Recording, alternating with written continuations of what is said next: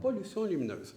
La pollution lumineuse, c'est un phénomène moderne qui est causé par les lumières des villes qui sont soit mal dirigées ou surpuissantes ou un mélange des deux. Un exemple, c'est si je prends un faisceau lumineux, une lumière dont le faisceau lumineux est dirigé vers le bas, évidemment, toute cette lumière-là est utile aux gens qui circulent au sol, les cyclistes, les piétons, etc. Mais si je prends la même lumière puis je la projette en partie dans les airs et en partie au sol, bien évidemment, toute la partie au sol continue d'être utile, mais tout ce qui est dirigé vers le ciel est complètement perdu. Et ça va venir diluer le fond du ciel, la noirceur du ciel. Ça va venir blanchir le ciel et on va perdre le contraste des étoiles avec ce fond du ciel-là qu'on veut le plus sombre possible, le plus noir possible. Les conséquences de la pollution lumineuse sur la biodiversité, sur les écosystèmes en général, c'est qu'en fait, tous les êtres vivants ont besoin de noirceur, ont besoin du cycle diurne, l'alternance jour-nuit. Tous les êtres vivants ont évolué avec ce cycle-là. D'abord, nous, les humains, c'est connu, c'est documenté que la pollution lumineuse nuit au sommeil. Pour avoir un bon sommeil réparateur, ça nous prend une nuit noire. Alors, il faut avoir des rideaux très opaques si on vit dans une ville où il y a beaucoup de lumière. Parce que le simple fait que l'œil soit en présence d'une ne serait-ce qu'une faible lumière, même si on a les yeux fermés, on ne sécrète pas l'hormone qui permet de bien récupérer pendant notre sommeil, qui est la mélatonine. Et alors déjà, l'humain est affecté par ça. Évidemment, si l'humain est affecté, bien, la question se pose, est-ce que les autres êtres vivants le sont également? Puis la réponse, c'est oui. On peut penser aux végétaux qui sont éclairés parfois en permanence par des gros spots qui éclairent volontairement un arbre qu'on trouve joli. Oui, mais l'arbre aussi a besoin de se reposer la nuit, là. La migration des oiseaux aussi, ça c'est connu. Et les oiseaux, lorsqu'ils sont dans une période migratoire, quand ils traversent des grandes villes, bien, la lumière, souvent, ils vont s'orienter, en partie du moins, avec les étoiles ou avec la Lune ou avec des phénomènes célestes.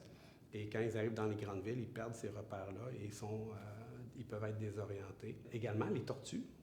Les tortues, lors de la ponte des tortues, les bébés tortues vont se fier sur la Lune pour retrouver l'océan. Et s'il y a des lampadaires, des lumières de ville à proximité, ils peuvent partir dans la mauvaise direction. Déjà que le pourcentage de survie est assez faible, mais en plus, si on ajoute à ça des effets néfastes anthropiques, c'est-à-dire causés par l'être humain, bien là, on vient nuire encore plus à la faune. Alors la faune, la flore, les humains, tout le monde est affecté d'une quelconque façon par la pollution lumineuse. Est-ce qu'on peut faire quelque chose pour diminuer la pollution lumineuse? La réponse, c'est oui. Et c'est relativement facile, en fait. Contrairement à d'autres types de pollution où lorsqu'on arrête l'hémorragie, bien, c'est pas rare qu'il reste quand même encore un dégât à ramasser. On peut penser à de la pollution chimique, par exemple, ou pollution dans un cours d'eau, des choses comme ça. La pollution lumineuse, à partir du moment où on redirige correctement une lumière là où on en a besoin, on vient de régler automatiquement la problématique. Ce n'est pas des choses qui sont tellement coûteuses. Il y a eu des grands projets qui se sont faits également dans la région de Mégantic, où 32 municipalités autour de la région de Mégantic ont adopté des nouvelles pratiques en matière d'éclairage. Et en quelques années, ils ont réduit considérablement la pollution lumineuse à faible coût. Ça se rentabilise en 2 à 3 ans seulement. C'est-à-dire que le faible coût d'investissement que ça va nécessiter, juste par les économies d'énergie, ça se repaye tout seul facilement en 2-3 ans. Il n'y a pas beaucoup de projets qui se rentabilisent aussi rapidement en 2-3 ans. Alors, c'est quelque chose qui est relativement facile à régler. Ça prend de la sensibilisation, peut-être, auprès des élus, chose qui manque. Il y a quand même 170 pays dans le monde qui font des actions avec ce qu'on appelle la Dark Sky Association, qui est une association internationale qui encourage l'éclairage intelligent pour sauver le ciel étoilé. En Europe, c'est très, très présent aussi. Il y a des villages entiers qui adoptent des bonnes pratiques en matière d'éclairage. On pourrait réduire, peut-être pas fermer complètement, mais réduire substantiellement l'éclairage. Ou il y a toutes sortes de façons. Ça peut être des détecteurs de mouvement. Donc, l'éclairage s'allume uniquement lorsqu'il y a du mouvement. Aujourd'hui, la technologie le permet. Moi-même, chez moi, j'ai ça. J'ai des détecteurs infrarouges, puis la lumière s'allume, puis quand il n'y a personne, elle s'éteint tout seul. L'affichage lumineux, je parlais tantôt des nouvelles DEL qui viennent d'arriver, bien, c'est des affichages qui sont extrêmement éblouissants. c'est trop lumineux, c'est même anti-sécuritaire. Quand l'énergie ne coûte pas trop cher, comme c'est le cas au Québec, bien, on dirait qu'on peut se permettre de la gaspiller davantage. Alors qu'on a tout ce qu'il faut pour éclairer de façon intelligente. L'idée, encore une fois, c'est pas de mettre le Québec dans le noir ou la Terre dans le noir complète. C'est juste d'éclairer intelligemment, uniquement la quantité de lumière qu'on a besoin et là où on en a besoin et au moment où on en a besoin aussi. Comme citoyen, on peut agir. La première des choses, c'est agir d'abord dans notre propre cours, vérifier est-ce que mes lumières sont conformes. La Fédération des astronomes amateurs du Québec aussi a de l'information sur le sujet.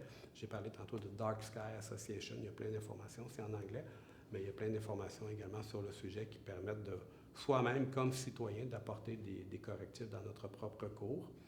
Ensuite, on peut faire part de nos préoccupations vis-à-vis de nos conseillers municipaux, donc ceux qui nous représentent.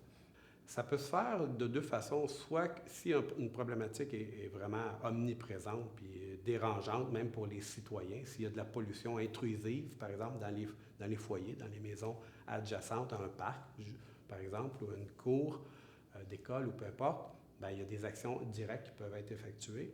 Il y a aussi des actions qui peuvent être faites qu'on appelle par attrition, c'est-à-dire attendre que le luminaire soit en fin de vie pour qu'au moment de le remplacer, on le remplace par quelque chose de mieux, plutôt que de le remplacer par quelque chose d'aussi polluant. Alors, il y a différentes approches, mais déjà de sensibiliser nos élus à cette problématique-là. Puis c'est sûr que quand il y a des beaux phénomènes astronomiques, comme l'éclipse de lune qui a eu lieu la nuit passée, ou évidemment cette année, c'est une année riche en phénomènes astronomiques. On pense aux aurores boréales, qui sont beaucoup plus spectaculaires quand il n'y a pas de pollution lumineuse. On a eu des aurores boréales en mai dernier. Il y a eu l'éclipse solaire aussi en avril. Bref, il y a eu plein de beaux phénomènes astronomiques. L'éclipse solaire n'est pas influencée par la pollution lumineuse. De toute façon, ça a lieu en plein jour. Mais c'est juste pour dire que quand on parle de ces sujets-là à nos élus ou à notre entourage, puis qu'on les sensibilise à la beauté de l'univers et du ciel étoilé, bien, on peut réussir à faire bouger les choses. Si on peut faire comprendre que c'est non seulement utile pour les êtres humains parce que ça favorise le sommeil, pour la faune, la flore, parce que tous les êtres vivants ont besoin de noirceur la nuit, mais aussi parce que ça permet d'économiser des sous. Finalement, tout le monde est gagnant. En réduisant la pollution lumineuse, il n'y a pas personne qui perd au change, à part peut-être ceux qui installent des luminaires et qui en installeraient trop pour nos besoins.